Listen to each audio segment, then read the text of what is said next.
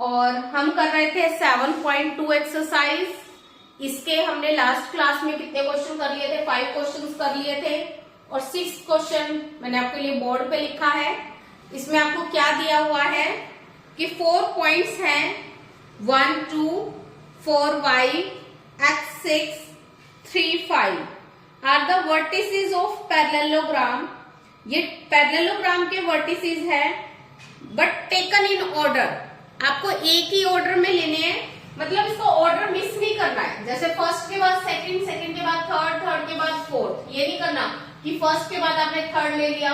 ए B C D continue ये vertices है और इसने क्या कहा है आपको x और y की वैल्यू फाइंड करनी है। तो इसमें आप कैसे x और y की वैल्यू फाइंड करोगे? देखो, जो पैरेललोग्राम के डायगोनल होते हैं वो एक दूसरे को क्या करते हैं? बाइसेक्ट।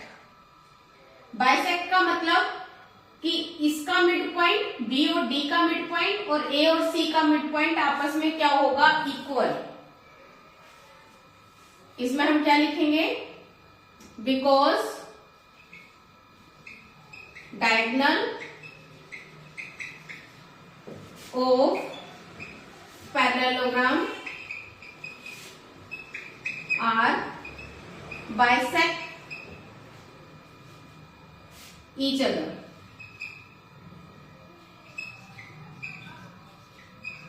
बाइसेक्ट करते हैं, therefore mid point of AC equal होगा mid point of BD। AC का मिड पॉइंट कैसे निकालते हैं? मैंने आपको फॉर्मूला बताया था। अगर आप AC का मिड पॉइंट निकाल रहे हो, इसको x1 y1 ले लो, इसको x2 y2 ले लो। क्या होगा? x1 plus x2 1 plus x/2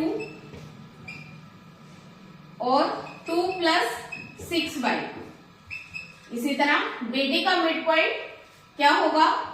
3 plus 4/2 और 5 प्लस y/2। अगर इक्वल है तो फर्स्ट को हम फर्स्ट के इक्वल रख सकते हैं एंड सेकंड को सेकंड के इक्वल। तो ये कितना आएगा हमारे पास? इसको थोड़ा सा और सिंप्लीफाई कर सकते हैं, हम यहीं पे कर लेते हैं। 6 और 2 8/2 7/2 5 प्लस y। अब फर्स्ट को फर्स्ट के इक्वल लिखेंगे। 1 प्लस x/2 को इक्वल रखा 7/2 के। 2 यहाँ डिवाइड में, इधर जाएगा मल्टीप्लाई में, 2 से 2 कट जाएगा तो x की वैल्यू कितनी आ गई? 7 माइनस 1 और x की वैल्यू मिल गई 6। इसी तरह सेकंड को सेकंड के इक्वल 8/2 इक्वल 5 प्लस y/2, 2 से 2 कट जाएगा और y की वैल्यू कितनी आ जाएगी? 8 माइनस 5, y की वैल्यू मिल गई 3। तो x की वैल्यू 6 और y की वैल्यू 3। ये हमें मिल गया इसका आंसर। क्लियर है? सिर्फ आपको इसमें क्या कंडीशन याद रखनी है कि जो पैरेललोग्राम के डायगोनल होते हैं वो एक दूसरे को बाइसेक्ट करते हैं। बाइसेक्ट मतलब कि A और C का मिड पॉइंट इक्वल होगा B और D के मिड पॉइंट के। अगर आपको ये कंडीशन याद है तो आप इजीली x और y की वैल्यू निकाल सकते हो। करो नोट डाउन। नेक्स्ट क्वेश्चन आपको दिया हुआ है 7th question. Find the coordinates of point A। A के कोऑर्डिनेट्स आपने फाइंड करने हैं। Where AB is the diameter of the circle and whose centre is 2-3 and B is 1/4। क्या बोला उसने कि AB जो है वो सर्कल का डायमीटर है। डायमीटर क्या होता है कि एक ऐसी लाइन सेगमेंट जो किसमें से पास करके जाएगी? सेंटर में से। कॉर्ड, लॉन्गेस्ट कॉर्ड सर्कल की वो क्या कहलाएगी? उसका डायमीटर। और वो किसमें से पास करके जाती है? सेंटर में से। और दूसरी चीज, अगर हम सेंटर और सरकमफ्रेंस के बीच का डिस्टेंस देखें सिर्फ इतना, तो ये क्या होती है? इसकी रेडियस। और ये भी रेडियस है। यहां से अगर इस पॉइंट को हम O ले लें, OA भी रेडियस है और OB भी रेडियस है। तो मैं यहां से आपको क्या क्लियर करना चाहती हूँ कि जो O होगा वो डायमीटर का क्या होगा, मिड पॉइंट। तो अगर हम लेट करके चले, लेट ए बी के मैंने कोऑर्डिनेट लेट कर लिए x और y, इसके कोऑर्डिनेट्स मैंने लेट कर लिए x और y, तो हम क्या लिखेंगे, O is the, because O is the centre of the circle, therefore O is the midpoint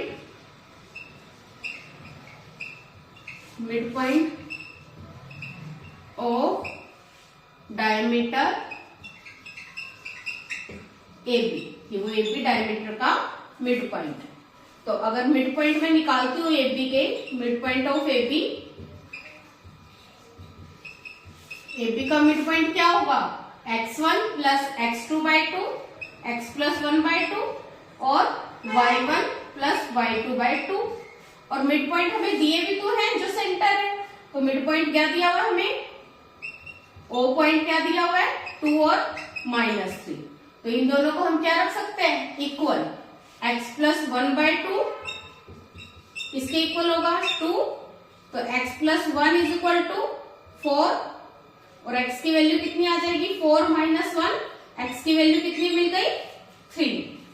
similarly y plus 4 by 2 equal होगा -3, तो y plus 4 is equal to -6 और y की वैल्यू कितनी आ जाएगी, -6 माइनस 4, तो y की वैल्यू कितनी मिल गई, -10। तो जो एक पॉइंट था उसके कोऑर्डिनेट क्या आ गए, 3 और -10, और ये मिल गया इसका आंसर। क्लियर है। तो ये कुछ इनके पॉइंट्स हैं, कुछ इनकी कंडीशंस है जो आपको याद होनी चाहिए कि अगर ए बी डायमीटर है तो ओ उसका सेंटर है, तो ओ उसका मिड पॉइंट भी होगा। तो यहाँ पे आप मिड पॉइंट फॉर्मूला लगाकर इसकी वैल्यू फाइंड कर सकते हो।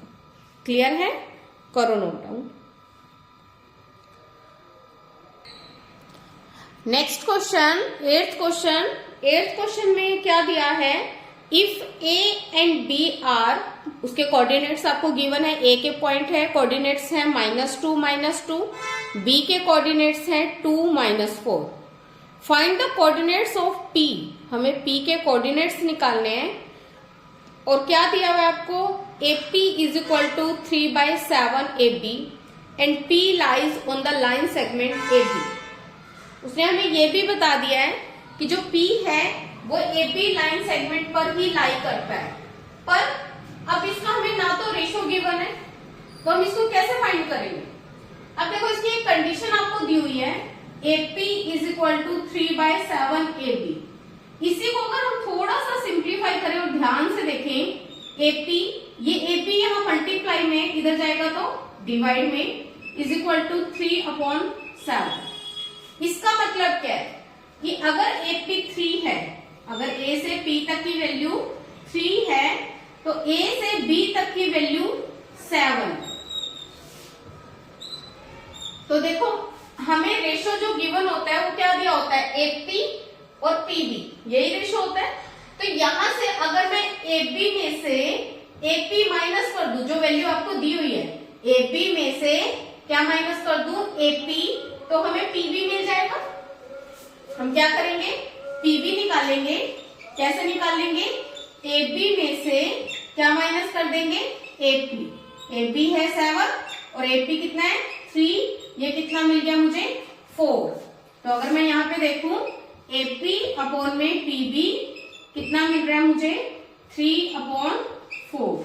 ये 3 है तो ये कितना होगा 4। तो ये क्या मिल गया मुझे, रेशो। अगर रेशो मिल गया तो P के कोऑर्डिनेट्स हम ले लेते हैं x और y, और यहाँ पे हम क्या लगाएंगे, सेक्शन फॉर्मूला, और वहां से हम x और y की वैल्यू निकालेंगे।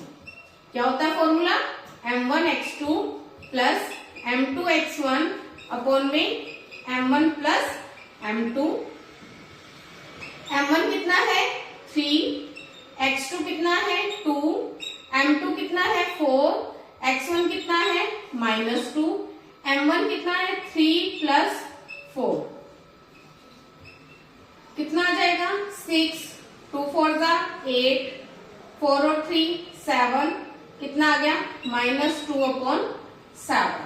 तो x की वैल्यू मिल गई हमें -2/7। y की वैल्यू निकालेंगे। y का फॉर्मूला m1/2। m1 कितना है 3, y2 कितना है -4 प्लस m2/1 अपॉन में m1 प्लस m2 -12 -8 अपॉन में 7 कितना आ गया -20/7। और ये y के पॉइंट मिल गए, जिससे हमें p के दोनों कोऑर्डिनेट्स मिल गए, x का भी और y का भी। और ये क्या मिल गया इसका आंसर। क्लियर है? करो नोट।